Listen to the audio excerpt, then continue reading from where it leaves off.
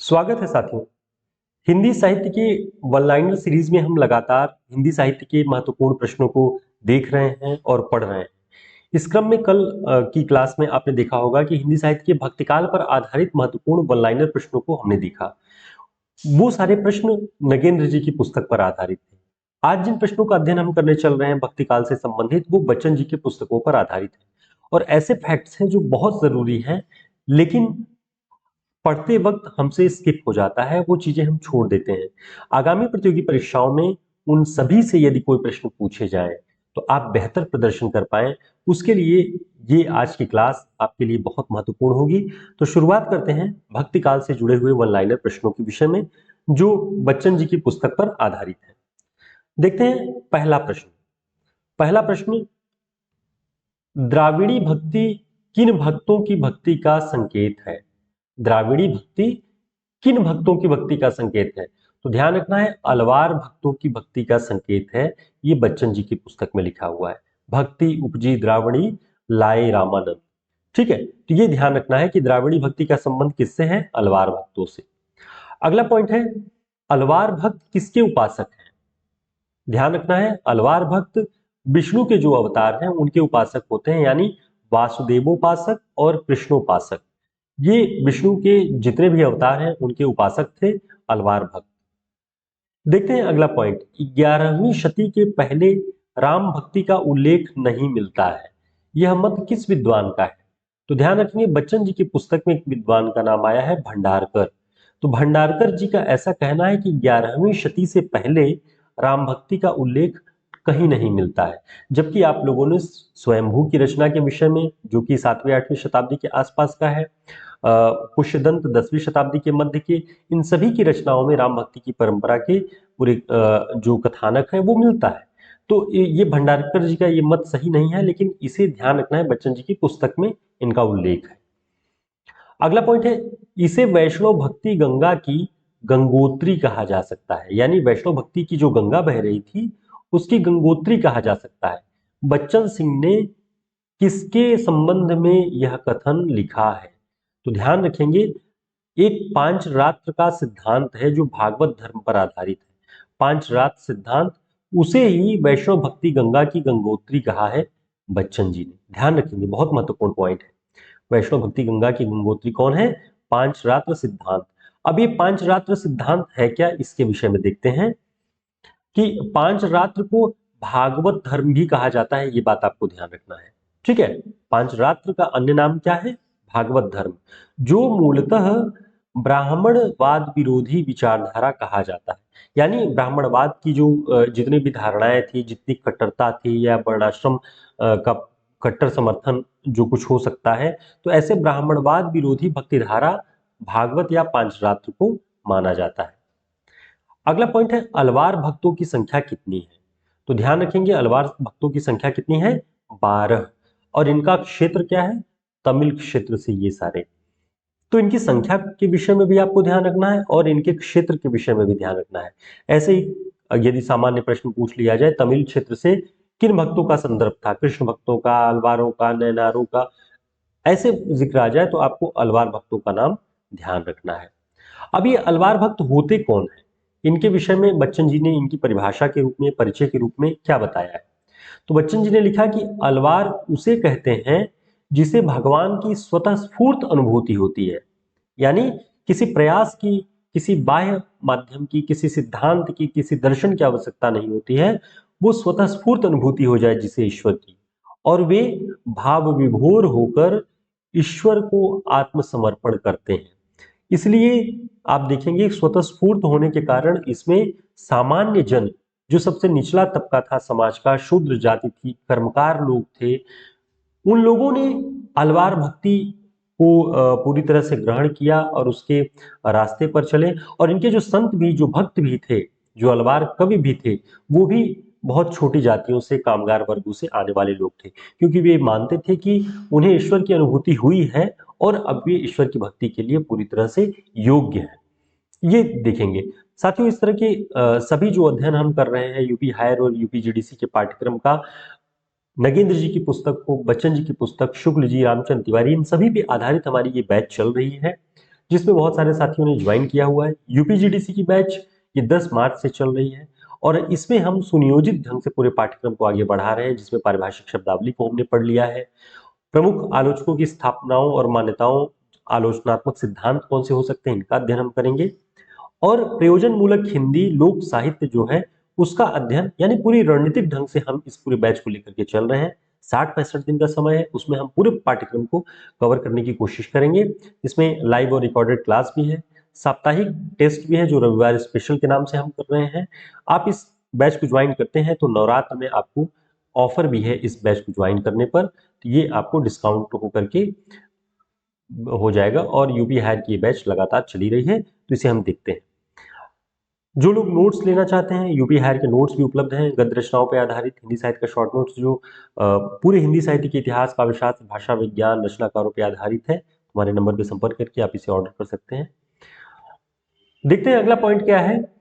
Alvaro की भक्ति मुख्यतः किस पर केंद्रित थी? ये मुख्यतः निम्न वर्ग का धर्म था, अभी हमने जो बात किया। इसमें अधिकांश कौन लोग थे? शूद्र, स्त्री, छोटी जातियों के किसान और कारीगर लोग शामिल थे। ये बच्चन जी की पुस्तक में लिखा हुआ है, ठीक है। अलवारों में सबसे अधिक लोकप्रिय कौन हुआ? तो षटकोप का नाम आप सभी सुने होंगे कि ये सबसे ज्यादा लोकप्रिय थे, लेकिन बच्चन जी की पुस्तक में इनका एक और नाम दिया है, नम्मलवार, ठीक है। षटकोप का एक अन्य नाम नम्मलवार दिया है और बताया है कि ये जाति के शूद्र थे। तो अलवार भक्तों में सारे लोग लगभग ऐसे ही जो कमजोर जातियां थी, जो निचले तबके के लोग थे, जो स्त्रियां थी, वो लोग इस भक्ति आंदोलन में शामिल थे। अलवार केवल भक्त नहीं थे, वे श्रेष्ठ कवि भी थे। बच्चन जी लिख रहे हैं कि उन्हें केवल भक्त न माना जाए, उनके अंदर कवित्व की शक्ति भी थी। और उसका प्रमाण क्या है कि उनके 4000 गीत, जितने अलवार थे उनके 4000 गीत नालियार दिव्य प्रबंधम, ध्यान रखना है आपको, अलवारों के जो गीत हैं, जो उनका काव्य है, उसका जो संपादन नाथ मुनि ने किया है, उसका नाम क्या है? कुछ लोग दिव्य प्रबंधम कहते हैं और बच्चन जी की पुस्तक में नालियार दिव्य प्रबंधम नाम दिया गया है, तो ध्यान रखना है इसे। अगला पॉइंट है ग्रियर्सन, बेवर और कैनेडी। ये लोग भक्ति आंदोलन को क्या मानते हैं? ये कहते हैं कि ये ईसाइयत की देन है भक्ति आंदोलन। कौन कौन? ग्रियर्सन, बेवर और कैनेडी। ये कई बार पूछा जा चुका है कि ईसाइयत का दिन कौन मानता है, तो ग्रियर्सन का नाम रहता है, तो ग्रियर्सन सही है, अन्यथा बेवर और कैनेडी भी इसका सही उत्तर होगा। यह कहना वैसा ही है जैसा ईसा मसीह का बौद्ध धर्म से प्रभावित होना या स्वयं बुद्ध से दीक्षित होना है। यानी भारत का भक्ति आंदोलन ईसाइयत से कैसे प्रभावित हो सकता है? इसे वैसे ही कहा जा सकता है कि ईसा मसीह आए थे और गौतम बुद्ध से दीक्षा लिए थे, बुद्ध से स्वयं उन्होंने शिक्षा लेकर के अपने धर्म को आगे बढ़ाया। तो ये पूरी तरह से निराधार बात मानते हैं बच्चन जी की ईसाइयत की देन नहीं है। अगला पॉइंट है रामानुजाचार्य की बात करते हैं। रामानुजाचार्य का विशिष्टाद्वैतवाद सिद्धांत भी है। 11वीं शताब्दी के मध्य में इनका जन्म कहाँ हुआ? कांचीपुरम के निकट में हुआ है, ध्यान रखेंगे, 11वीं शताब्दी के मध्य में, यानी 1050 के बाद। बच्चन जी का एक कथन है कि हजारी प्रसाद द्विवेदी रामानंद को क्या मानते हैं? आकाश धर्मी गुरु कहते हैं, जिसकी छाया में हर व्यक्ति के व्यक्तित्व का अपने ढंग से विकास होता है। गुरु अपनी मान्यता को लादता नहीं है। ये बच्चन जी लिख रहे हैं कि आकाश धर्मा गुरु कहते हैं रामानंद को। कौन? हजारी प्रसाद द्विवेदी। और इसका तात्पर्य यह हुआ कि जैसे आकाश अपने भार को पृथ्वी के, संसार के किसी जीव पर लादता नहीं है, न किसी वृक्ष पर, न किसी जीव जंतु पर, न मनुष्य पर, वो सभी को विकास करने का अवसर देता है। जिस वृक्ष की जितनी ऊंचाई संभव हो सकती है वो उतनी ऊंचाई तक जाता है, पहाड़ की चोटियां जितनी ऊंचाई तक है उतनी, यानी सभी के व्यक्तित्व को विकास का पूरा अवसर आकाश देता है। ऐसा ही गुरु होता है आकाश धर्मा, जो अपनी मान्यताओं को अपने शिष्यों पर, अपने अनुयायियों पर लादता नहीं। वल्लभाचार्य के विषय में देखते हैं। वल्लभाचार्य बहुत महत्वपूर्ण है भक्ति काल के अंतर्गत, सगुण भक्ति धारा के अंतर्गत। तो इनका जन्म काल या जीवन काल कब से कब तक है? 1481 से 1533, बच्चन सिंह के अनुसार है, ये बात ध्यान रखेंगे। आगे बच्चन सिंह लिखते हैं कि रामानुज और रामानंद की भांति वे भक्ति को जात पात से मुक्त करके सामान्य जनता तक पहुंचाना ही नहीं चाहते थे, बल्कि समूहबद्ध भी करना चाहते थे। यानी रामानुज और रामानंद ने जिस तरह से भक्ति को जात पात से मुक्त किया और सामान्य जनता तक पहुंचाया, राम वल्लभाचार्य केवल वैसा ही नहीं चाहते थे, वे चाहते थे कि एक समूह ऐसा खड़ा हो जो इन भक्ति आंदोलन को आत्मसात करे। तो ये बात बच्चन जी ने वल्लभाचार्य के विषय में लिखी है। आगे वे लिखते हैं कि वल्लभाचार्य क्या थे? तैलंग ब्राह्मण थे। ध्यान रखना है, तैलंग ब्राह्मण थे। गोवर्धन पर्वत पर इन्होंने श्रीनाथ के मंदिर की स्थापना की। तो श्रीनाथ के मंदिर की स्थापना किसने की? वल्लभाचार्य ने की। कहां पर की? गोवर्धन पर्वत पर की। तो इस तरह से इन तथ्यों को आपको ध्यान रखना है। अगला पॉइंट है, वल्लभाचार्य जी का दार्शनिक सिद्धांत कौन सा था? तो ध्यान रखेंगे, शुद्धाद्वैतवाद इनका दार्शनिक सिद्धांत था। शंकराचार्य के विषय में भी बच्चन जी ने अपनी पुस्तक में लिखा हुआ है कि शंकराचार्य जीव और जगत की सर्जना के मूल में किसे मानते हैं? माया को मानते हैं। यानी शंकराचार्य कहते हैं कि जीवन और जगत के बीच में जो कुछ भी सर्जित हो रहा है, जो कुछ भी निर्मित हो रहा है, उसका पूरा कारण क्या है? माया। मायावाद का सिद्धांत है शंकराचार्य का। लेकिन वल्लभ क्या कहते हैं? कहते हैं कि ब्रह्म को माया से विरहित मानते हैं, यानी ब्रह्म पर माया का कोई प्रभाव नहीं है, और ऐसा शुद्ध ब्रह्म जिस जगत की सृष्टि करता है वो सृष्टि भी उसी रूप में विकसित होगी, माया रहित होगी। तो ध्यान रखेंगे, वल्लभाचार्य का जो सिद्धांत है वो माया से विरहित है, शंकराचार्य का माया से घिरी हुई है। सूरदास के विषय में देखते हैं। सगुण भक्ति के अंतर्गत सूरदास का नाम, इनका जीवन काल क्या है? 1478 से 1581। अब देखिए, वल्लभाचार्य इनके गुरु भी रहे हैं, लेकिन वल्लभाचार्य 81 में पैदा हो रहे हैं, सूरदास 78 में। यानी वल्लभाचार्य 3 वर्ष छोटे थे सूरदास से, लेकिन गुरु थे सूरदास के। ये बात भी ध्यान रखेंगे।